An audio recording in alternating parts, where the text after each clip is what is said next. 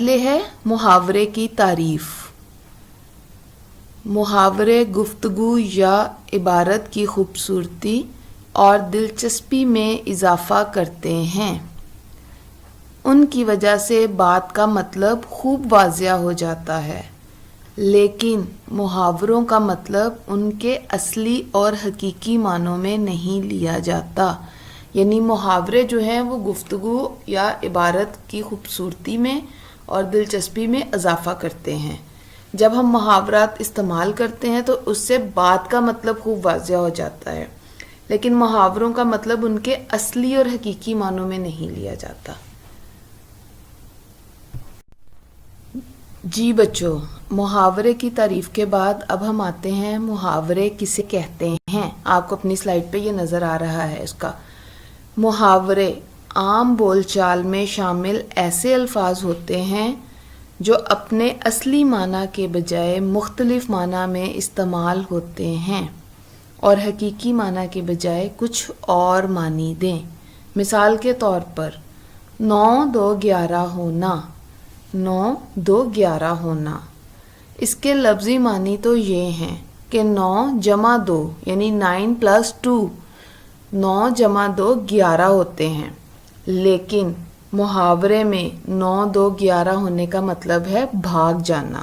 ٹھیک ہے، سمجھ آ گئی بچوں کہ جب ہم اس کا لفظی معنی دیکھیں گے تو وہ 9 جمع 2 بنے گا، لیکن محاورات میں اس کا اپنے لفظی معنی سے اپنے حقیقی معنی سے کوئی تعلق نہیں ہے۔ ٹھیک ہے، وہ اپنے حقیقی معنی سے بالکل مختلف ہوتے ہیں۔ جیسے 9 2 11 ہونا، محاورے میں اس کا مطلب آئے گا بھاگ جانا۔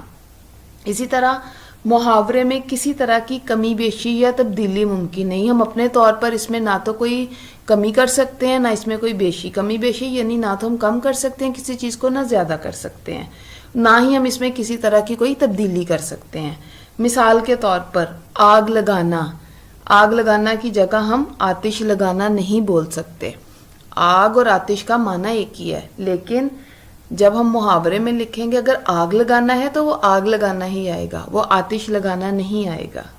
ٹھیک ہے بچوں، اس کی سمجھ آ گئی کہ محاورے کسے کہتے ہیں؟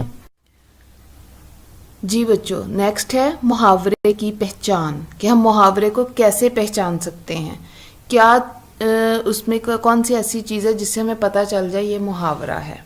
ٹھیک ہے، اس کی پہچان کے لیے ہے، محاورے کی پہچان یہ ہے کہ وہ کسی فعل پر ہی ختم ہوتا ہے۔ فعل کسے کہتے ہیں؟ فعل ہوتا ہے کام، کہ اس کی یہ پہچان ہے کہ اس میں کوئی نہ کوئی کام پایا جاتا ہے۔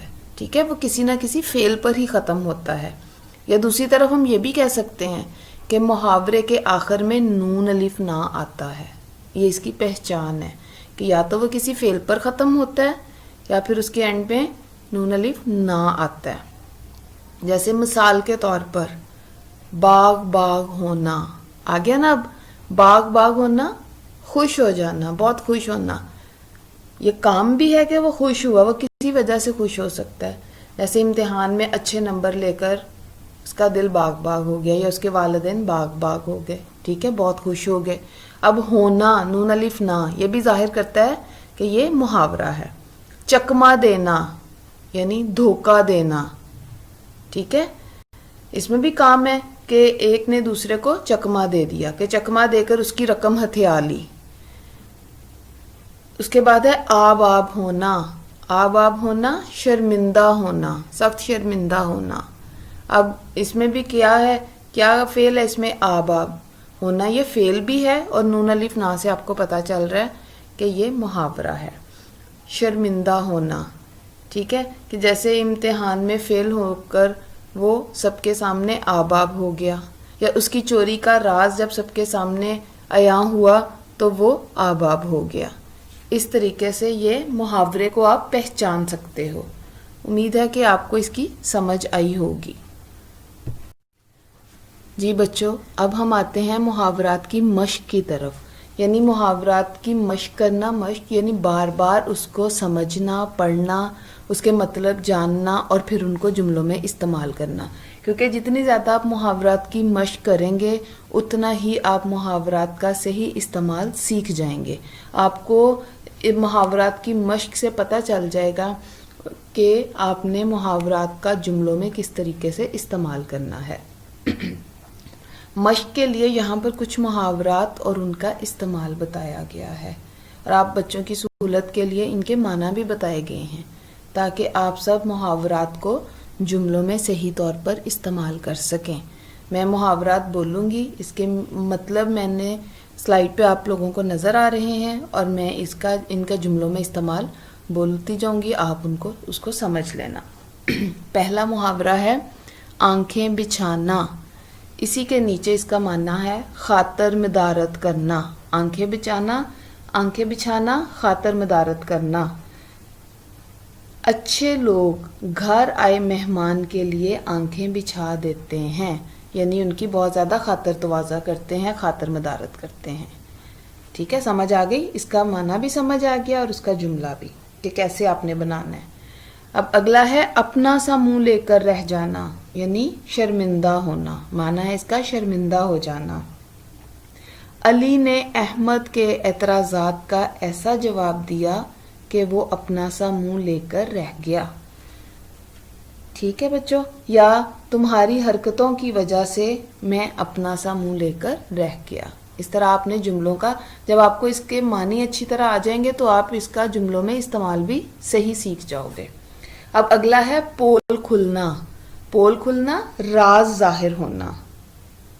آخر کار اسلم کی سازشوں کا پول کھل ہی گیا۔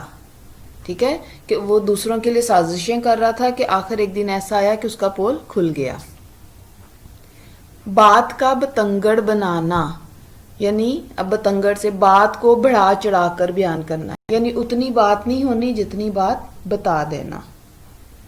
سلمہ کے کہنے پر نہ جاؤ، وہ تو بات کا بتنگڑ بنا دیتی ہے۔ مطلب یہ ہے کہ سلمہ اگر کوئی بات کرتی ہے تو اس کی بات کا اتنا یقین نہ کرو، کیونکہ اس کو بات کو بڑھا چڑھا کر بیان کرنے کی عادت ہے، جتنی بات ہو اتنی نہیں بتاتی، اپنے سے بات کو بڑھا چڑھا کر بیان کرتی ہے، اس کو کہتے ہیں بات کا بتنگڑ بنانا۔ آخری ہے پانی پھیر دینا، یعنی ضائع کر دینا، جیسے امیدوں پر پانی پھیر دینا کہ تم نے اپنی نالائکی کی وجہ سے والدین کی امیدوں پر پانی پھیر دیا، کہ وہ والدین نے تم سے بہت زیادہ امیدیں لگائی ہوئی تھیں، تم نے ساری کی ساری امیدوں پر پانی پھیر دیا اپنی نالائکی کی وجہ سے۔ اگر تم لائق ہوتے، اچھا پڑھ لکھ جاتے تو ان کی امیدوں پر پانی نہ پھیرتے۔ ٹھیک ہے، تو اس سے پانی پھیر دینا، ضائع کر دینا، کہ تم نے ان کی امیدوں کو، جو وہ تم سے انہوں نے امیدیں وابستہ کی تھی، ساری کی ساری تم نے ضائع کر دی، کہ تم نے اپنی نالائکی کی وجہ سے والدین کی امیدوں پر پانی پھیر دیا۔ اس طریقے سے آپ نے محاورات کی مشق کرنی ہے، ان کے مطلب کو دیکھنا ہے اور پھر ان کا جملوں میں صحیح استعمال کرنا ہے۔